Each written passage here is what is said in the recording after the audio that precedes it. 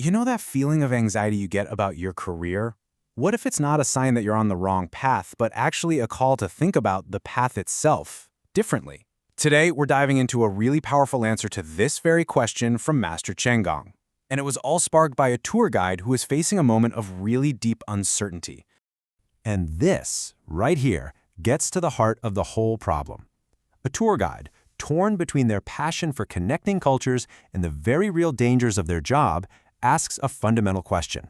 Is my work a real calling, or am I just telling myself that to make a living? This battle between purpose and survival, that's something we all wrestle with, right? So the answer this guide received wasn't what you'd expect. It wasn't about finding a new, safer job. It was about totally changing how we think about work, our purpose, and even who in society truly needs help. So let's kick things off by really understanding the guide's specific worries. Okay, so where was all this anxiety coming from? Well, the problem was super specific and very, very real. See, the guide works between Japan and Korea, a region that's, prone to natural disasters. This just created this constant feeling of being unsafe, of instability, and it led them and their colleagues to start questioning everything. They were wondering, should we just give up on this mission for a safer job purely because we're scared? This is the exact dilemma Master Gong tackles. So, the first piece of the puzzle here is a complete reframing of what a job is even for. It's not just about the money, or even climbing the ladder. It's about learning. And to really get this, we need to look at the Korean concept of gongbu. Now, this doesn't just mean burying your nose in a book. It's about this deeper, lifelong learning that happens through your actual experiences, through the people you meet and the problems you solve at work. Your job is basically your classroom. Master Gong suggests seeing your career in these distinct stages. Those first 3 years, that's for learning the ropes, the fundamentals. But if you stick with it, the next 3 years bring you into contact with people of a higher quality or energy. People with more experience, a clearer purpose, who can really push you to grow. It's a brilliant way to see how your work is actually the vehicle for your own personal development, getting you ready for what's next. Okay, so once you start seeing your job as a classroom, the next big step is to develop your own philosophy. This is what separates a truly human purpose from just a basic survival instinct. And here, Master Gong makes this fascinating distinction. Living just to get by, just to eat and survive, he calls that an animalistic way of living. But he argues that that era is over. To really live like a human being in this new era, you need a personal philosophy. And listen, this isn't some lofty goal just for academics. He says we are all in the process of discovering our own philosophy through our lives, through our work. It's a journey for every single one of us. Think about it. Your everyday thoughts, your decisions, those are the very building blocks of your philosophy. And this idea keeps building in a really cool way.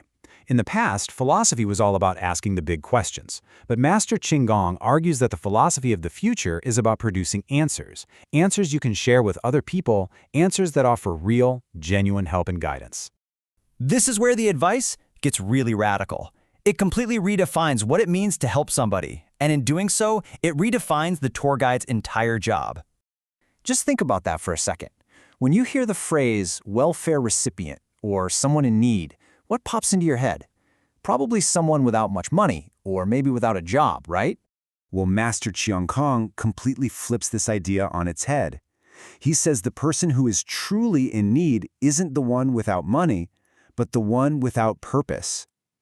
The real welfare recipient is anyone who feels lost, who doesn't know why they're living or what they should be doing. This means anyone can be in need of help, regardless of their status or their bank account. A billionaire, a president, if they don't have a clear philosophy and are just sort of wandering through life, they are the ones who truly need guidance. This one idea completely changes who we see as needing help in the world. So let's bring this all the way back to our guide. Explaining historical facts and cultural details, Master Gong says, look, that's a job for AI now. The new, absolutely essential role for a guide, and for a lot of us really, is to share wisdom, to share your philosophy, to help the lost people you meet, no matter how successful they might look, find their way. Now that is a uniquely human contribution. So you might be asking, okay, that's great philosophy, but how does this solve the guide's real fear of earthquakes and an unstable career? Well, it provides a totally new foundation for security. This right here is the ultimate reassurance. If you are doing your work, if you're growing and providing real value by sharing your philosophy, you become essential. Master Chonggong says that nature itself will protect a person who is needed, a person who is doing the work they are meant to do. So the final advice is pretty clear. Don't quit just because you're scared. Instead, be grateful for the learning opportunity you have in front of you right now. Find the joy in it, and trust that when it's really time for a change, the right path will open up naturally. Your job isn't a place to succeed, it's a place to learn. And that's really the core of it all, isn't it? The answer to that deep professional anxiety and fear isn't always about finding a new path. Sometimes it's about finding a new way of walking the path you're already on. So this leaves us with a question for ourselves. It's not about what you do for a living, but about the why behind what you do. What is the philosophy that you are building and that you're sharing with the world right from where you stand today?